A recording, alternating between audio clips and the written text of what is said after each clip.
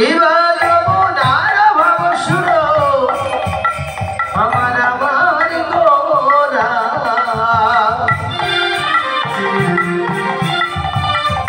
সুরধ্বনি রেখো করিল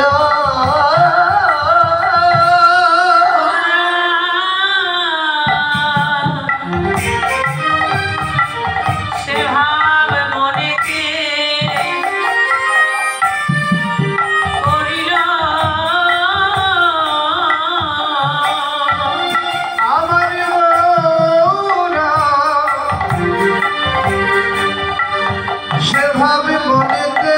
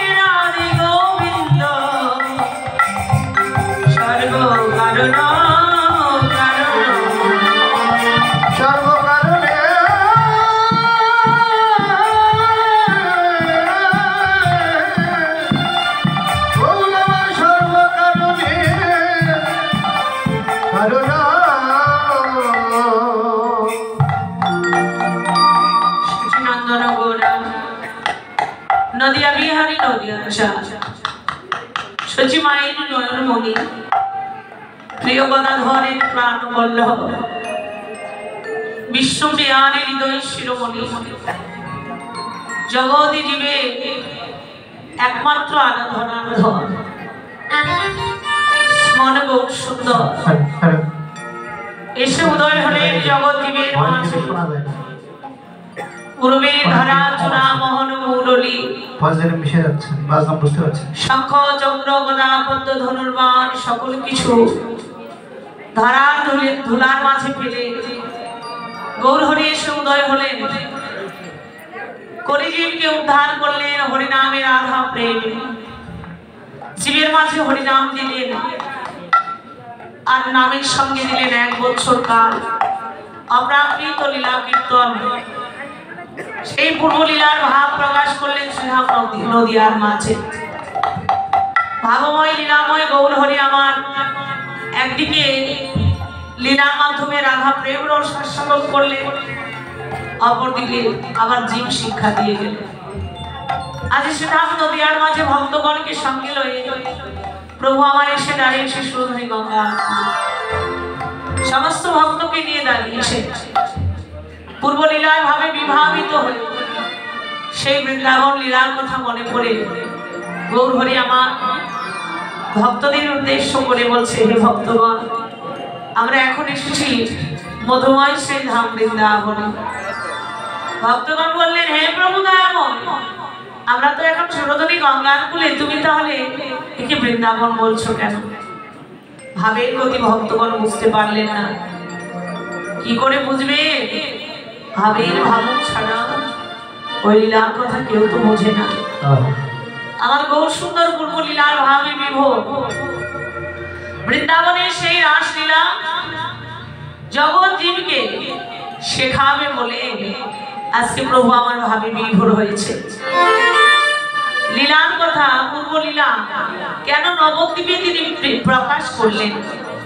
বৃন্দাবনের রাসলীলা হয়েছিল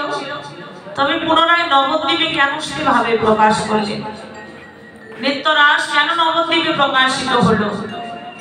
বাঞ্ছা কল্পতরু ভগবান যুগে যুগে ভক্তের বাসনা পূর্ণ করবে বলে অবতীর্ণ হয় আজকে শ্রীধাম নদিয়ার মাঝে তেমনই একজন ভক্ত তার নাম কি বাবা সার কেউ নয় ছিল অদ্বৈত আচার্যদের